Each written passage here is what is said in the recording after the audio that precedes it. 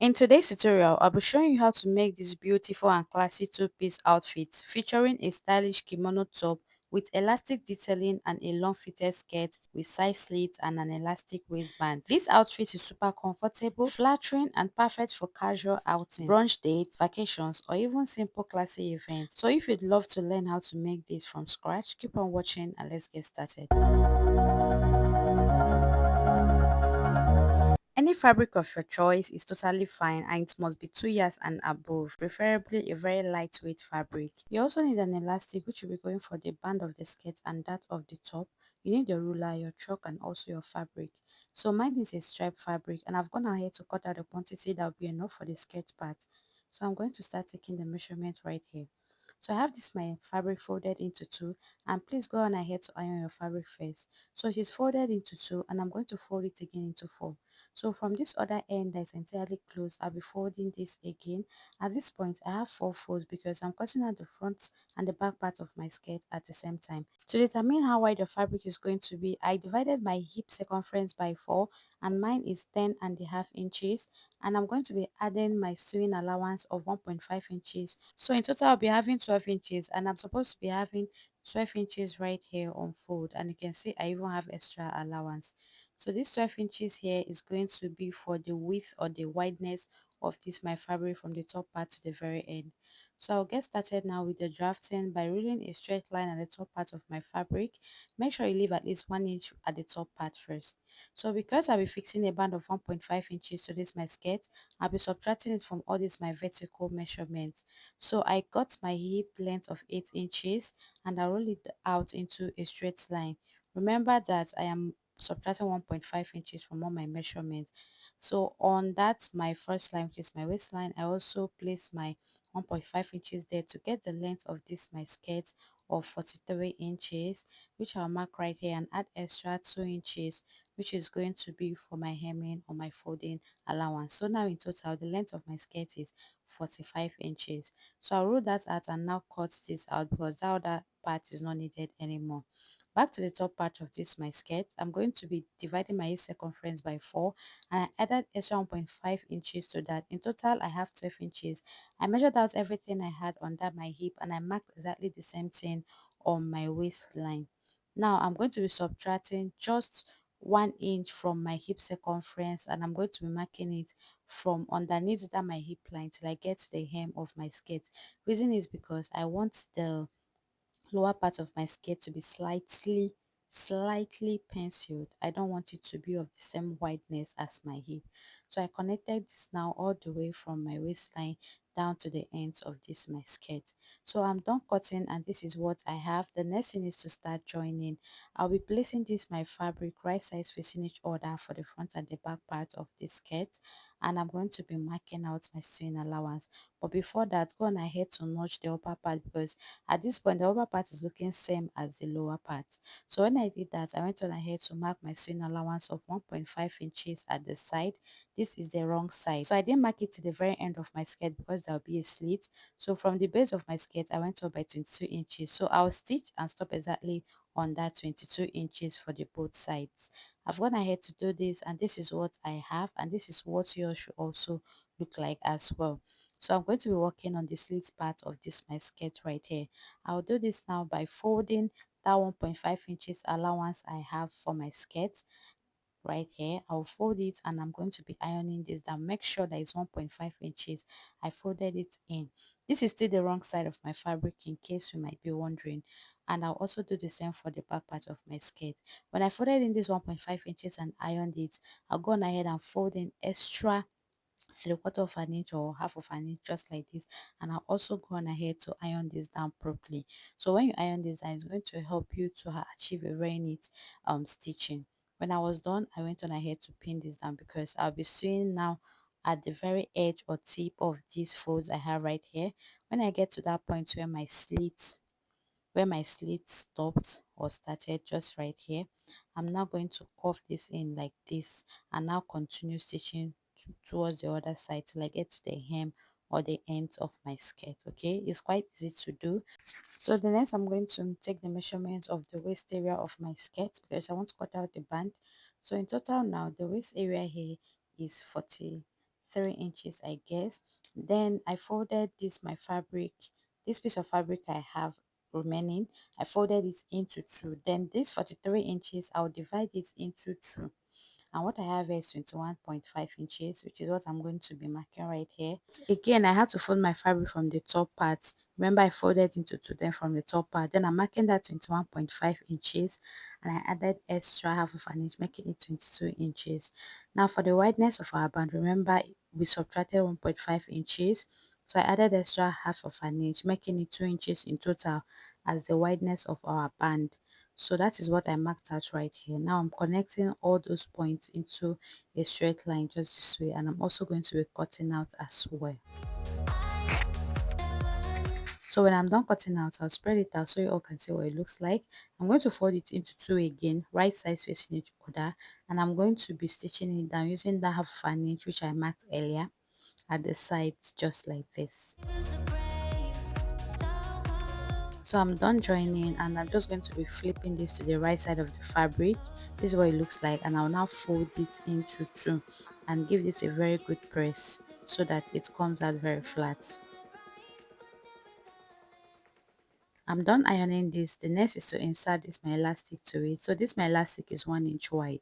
To cut out the length, I went on ahead to subtract 3 inches from my waist circumference of 32 inches. So what I have right there now is 28 inches, and I added extra 1 inch for my stitching allowance. So when I did that, I now brought the two ends of my elastic together and pinned it down, making sure they are placed on top of each other, and I'm going to be securing this. So this is one I have after securing this. Make sure it's very tight. You can see I pulled so hard on mine and it didn't slip off. Now I'm going to be opening up my band, you can see, and now place this elastic neatly in between my band like this, and I'm just going to be simply stitching or securing the ends or this opening right here so that my elastic doesn't come out easily. So I'll do this all around using just half of an inch. I'm done doing that, and this is what it looks like. Then I'm going to be fixing or joining this to the waist area of my skirt. So after joining my slit, you can see what it looks so far. This is how neat and nice it came out. Then I'm going to be working for the waist area of this my skirt. So you know the center part of this my skirt I notch, I'll be aligning it with the joinings I have on my waistband right here, right sides facing each other. That is the right side of my waistband and the right side of my skirt facing each other. I'm going to start pinning that rough edge or the rough part of my waistband to my skirt waist. Sorry if you don't really understand what I'm saying, but just watch what I'm doing. So I'll pin this all around, as you can see I'm doing right here. So when I'm done pinning this all around, I'm just going to stitch it all around on top of this thread right here, and that is half of an inch. So I've gone ahead to stitch this, and I made that stitch exactly on top of the thread which I initially used to secure the ends of this my elastic band, and it is just half of an inch. So I cut out this strap as well for decorative purpose. It's not necessary, but you can do this. So go on ahead to indicate the center of your skirt, and you're going to be pinning this just like this and stitch it down, okay, with your sewing machine. So that is it for the skirt part. I'm done with it, and I'm simply going to move on ahead to the top part. But before that, don't forget to hem the base of your skirt. So I folded it in twice. Remember the hemming allowance was 2 inches. Then I'll stitch this down like this, and that is it for the skirt part. Now for the top part of this our dress, I'm going to be folding this my fabric into two, just as I've done right here. And from the top part, I'm going to be folding it down because this is a kimono top, and I think this is something we have been doing mostly lately. So I now arrange this very well. So all I'm going to be doing is that at that top part, I marked my shoulder of 7 inches, and I'm going to be marking my neck width here of 3 inches. So from that my shoulder, I'm going to get my desired sleeve length. So I marked 14 inches right here as my sleeve length and added extra 1 inch for my folding allowance. So my sleeve length now is 14 inches. I just ruled out that part to be visible. So I'm going to move back to the neck area. For my neck depth for the back part, I'm marking 2 inches Remember, the front and the back is what I'm cutting together. Then for the neck depth for the front, I'm marking 7 inches because this is a V neckline. So I'm going to be connecting that 7 inches into my neck width of 3 inches. Then for the back neck depth, I'm creating this as a round neckline and not a V neckline.